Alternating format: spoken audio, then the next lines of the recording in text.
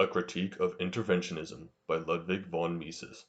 Chapter 5 Theory of Price Controls. Part 2 Price Controls. Sanctioning controls. We may call those controls sanctioning that set prices so close to those the unhampered market would set that only insignificant consequences can ensue. Such controls merely pursue a limited task and do not achieve great economic objectives through interference with market forces. Government may simply accept the market prices and sanction them with its intervention. The case is similar when government imposes price ceilings that lie above the market prices and minimum prices that lie below them. The case is slightly different when government imposes controls in order to force a monopolist to charge competitive prices instead of higher monopolistic prices. If government creates monopolies or limits the number of competitors, thereby promoting monopolistic agreements, it must without question resort to price controls if it does not want to force consumers to pay monopolistic prices. In none of these cases is the result of government intervention a deviation of price from that of the unhampered market. The situation is somewhat different when a government regulation deprives the seller of the opportunity, under certain conditions, to demand and obtain a price that is higher than that he can normally obtain. If, for instance, government fixed rates for taxicabs, cabbies would be prevented from exploiting those cases in which passengers are willing to pay more than normal rates.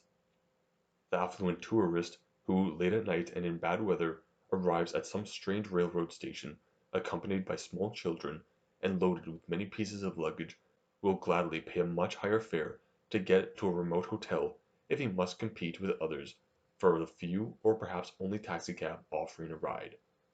With extraordinary gains from exceptional opportunities, the cabbies would be able, when business is poor, to charge lower rates, in order to increase the demand for their services. Government intervention thus eliminates the difference between the fare at times of great demand and those of weak demand, and establishes an average rate. Now, if government fixes rates that are even lower than this ideal average price, we have a genuine price control, to which I shall return shortly. The case is similar where government does not set prices directly, but forces the seller, such as a restaurateur, to post his prices. This too has the effect that the seller is prevented from exploiting extraordinary situations in which he can obtain a higher price from individual buyers. He must take account of this limitation. If he is prevented from charging more under favorable conditions, he will find it difficult to charge less under unfavorable conditions. Other price controls are to prevent windfall profits that might be reaped under extraordinary conditions. If a city power company for any reason should be prevented from generating power for a few days, candle prices would soar, and merchants with candle supplies would reap extraordinary profits. Now government intervenes and sets a price ceiling for candles, at the same time forcing the sale of candles as long as the supply lasts. This has no permanent effect on the candle supply inasmuch as the power failure is quickly corrected. Only insofar as merchants and producers, having such failures in mind, calculate prices in candle inventory does government intervention have future consequences. If the merchants must anticipate that under similar conditions government will again intervene, the price charged under normal conditions will rise, and the incentive for larger inventories be reduced. Genuine controls. We may call those price controls genuine, that set prices differing from those the unhampered market would set. If government seeks to fix a price higher than the market price, it usually resorts to minimum prices. If government seeks to fix a price lower than the market price, it usually imposes price ceilings. Let us first consider the ceiling, or maximum price. The natural price that would emerge in an unhampered market corresponds to an equilibrium of all prices. At that point, price and cost coincide. Now, if a government order necessitates a readjustment, if the sellers are forced to sell their goods at lower prices, the proceeds fall below costs. Therefore, the sellers will abstain from selling, except for merchandise that quickly spoils or otherwise loses in value, and hold on to their goods in the hope that the government regulation will soon be lifted. But the potential buyers will be unable to buy the desired goods. If possible, they now may buy some substitute they would not have otherwise bought. It should also be noted that the prices of these substitute goods must rise on account of the greater demand. But it was never the intention of government to bring about those effects. It wanted the buyers to enjoy the goods at lower prices, not to deprive them of opportunity to buy the goods at all. Therefore, government tends to supplement the price ceiling with an order to sell all goods at this price as long as the supply lasts. At this point, price controls encounter their greatest difficulty. The market interaction brings about a price at which demand and supply tend to coincide. The number of potential buyers willing to pay the market price is large enough for the whole market supply to be sold. If government lowers the price below that which the unhampered market would set, the same quantity of goods faces a greater number of potential buyers who are willing to pay the lower official price.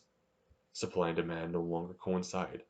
Demand exceeds supply, and the market mechanism which tends to bring supply and demand together through changes in price no longer functions. Mere coincidence now eliminates as many buyers as the given supply cannot accommodate. Perhaps those buyers who come first or have personal connections with the sellers will get the goods. The recent war, with its many attempts at price controls, provided examples of both. At the official price, goods could be bought either by a friend of the seller or by an early bird in the Polonaise.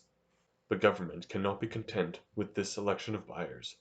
It wants everyone to have the goods at lower prices, and would like to avoid the situations in which people cannot get any goods for their money. Therefore it must go beyond the order to sell. It must resort to rationing. The quantity of merchandise coming to the market is no longer left to the discretion of sellers and buyers. Government now distributes the available supply and gives everyone, at the official price, what he is entitled to under the ration regulation. But government cannot even stop here. The intervention mentioned so far concerns only the available supply. When that is exhausted, the empty inventories will not be replenished because production no longer covers its costs. If government wants to secure a supply for consumers, it must pronounce an obligation to produce. If necessary, it must fix the prices of raw materials and semi-manufactured products, and eventually also wage rates, and force businessmen and workers to produce the labor at these prices. It can thus be readily seen that it is inconceivable to resort to price controls as an isolated intervention in the private property order. Government is unable to achieve the desired result, and therefore finds it necessary to proceed step by step from the isolated pricing order to comprehensive control over labor. The means of production, what is produced, how it is produced, and how it is distributed. Isolated intervention in the market operation merely disrupts the service to consumers, and forces them to seek substitutes for those items they deem most important. It thus fails to achieve the very result the government meant to achieve. The history of war socialism has clearly illustrated this. Governments seeking to interfere with market operations found it necessary, step by step, to proceed from the original isolated price interference to complete socialization of production. Government would have to proceed ever faster if its price regulations had been observed more faithfully, and if black markets had not circumvented the regulations. The fact that government did not take the final step, the nationalization of the whole apparatus of production, was due to the early end of the war, which brought an end to the war economy. He who observes a war economy is clearly aware of the phases mentioned above. At first price control, then forced sales, then rationing, then regulation of production and distribution, and finally attempts at central planning of all production and distribution. Price controls have played an especially important role in the history of coin debasement and inflationary policy. Again and again governments have tried to enforce old prices in spite of coin debasement and expansion of circulating money. They did so in the most recent and greatest of all inflation periods, during the World War.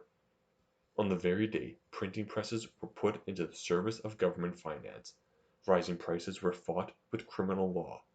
Let us assume that this at first succeeded, and let us disregard the fact that the supply of goods was reduced by the war, which affected the exchange ratio between economic goods and money. Let us further ignore increased demand for money due to delayed money delivery or clearance system limitations and other restrictions. We merely wish to analyze the consequences of a policy that aims at stabilizing prices while the quantity of money is enlarged. The expansion of money creates new demand that did not exist before. The purchasing power, as it is called, when the new buyers compete with those already in the market and prices are not permitted to rise, only a part of demand can be satisfied. There are now potential buyers who are willing to pay the price but cannot find a supply. Government, which is circulating the newly created money, is seeking thereby to redirect commodities and services from previous uses to more desirable uses. It wants to buy them, not to commandeer them, which it certainly could do. Its intent is that money, only money, shall buy everything, and that potential buyers shall not be frustrated in their search for economic goods. After all, government itself wants to buy, it wants to use the market, not destroy it. The official price is destroying the market on which the commodities and services are exchanged for money. Wherever possible, the exchange continues in other ways. For instance, people resort to barter transactions, that is, to exchange without the interaction of money. Government, which is ill prepared for such transactions because it owns no exchangeable goods, cannot approve of such a development. It is coming to the market with money only, and therefore is hoping that the purchasing power of the monetary unit is not further reduced by the money holders' inability to get the goods they want with their money. As a buyer of commodities and services itself, government cannot adhere to the principle that the old prices must not be exceeded.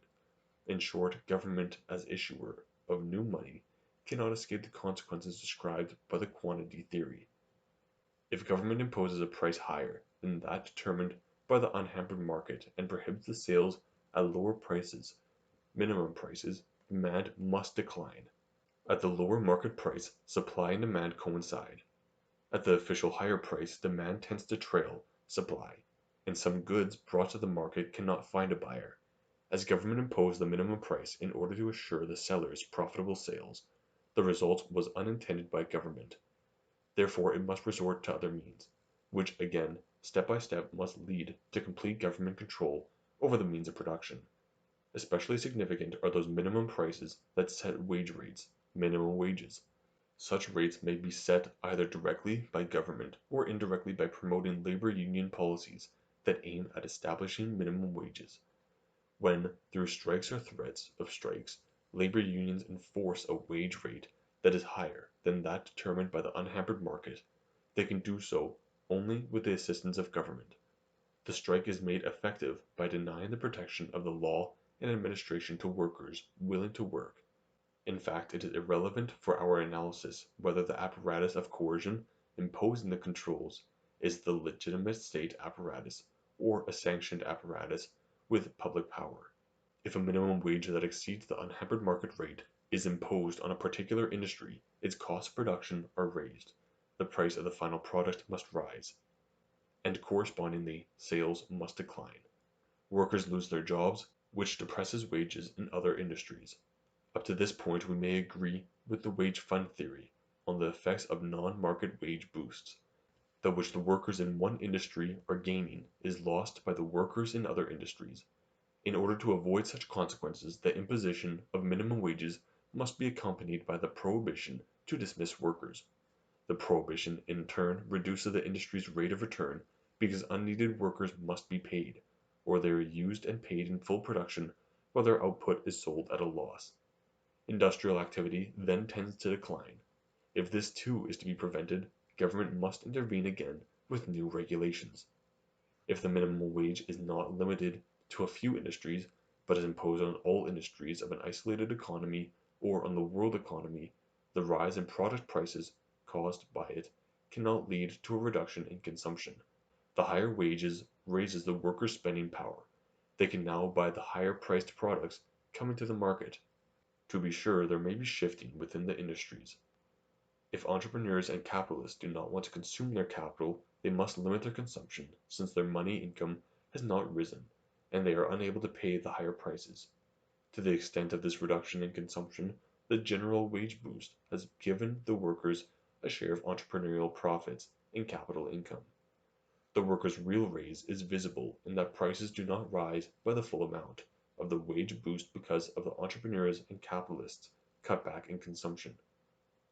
That is, the rise in consumer prices is less than that of wages, but it is well known that even if all property income were divided among the workers, their individual incomes would rise very little, which should dispel any illusion about such a reduction in property income. But if we were to assume that the wage boost and rise in prices should allocate a large part, if not all, of the real income of entrepreneurs and capitalists to workers, we must bear in mind that the former want to live and will therefore consume their capital for lack of entrepreneurial income. Elimination of capital income through coercive wage boosts thus merely leads to capital consumption, and thereby to continuous reduction in national income. By the way, every attempt at abolishing capital income must have the same consequence unless it is achieved through all-round nationalization of production and consumption. If again government seeks to avoid these undesirable effects, no alternative is left, from the elitist point of view, but to seize control over the means of production from the owners. Our discussion applies only to those price controls that endeavor to set prices differing from those of the unhampered market. If the controls should seek to undercut monopolistic prices, the consequences are quite different. Government then may effectively intervene anywhere in the range between higher monopolistic price and the lower competitive price. Under certain conditions, price controls may deprive a monopolist of specific monopolistic gains. Let us assume, for instance, that in an isolated economy, a sugar cartel is holding sugar prices above those of the unhampered market would set. Government could then impose a minimum price for sugar beets that is higher than the unhampered market price, but the effects of price controls could not develop as long as the intervention merely absorbs the specific monopoly gain of the sugar monopolist. Only when the beet price is set so high that the sugar production becomes unprofitable, even at the monopolistic price, forcing the sugar monopoly to raise prices and curtail production in line with shrinking demand, will the price control effects take place.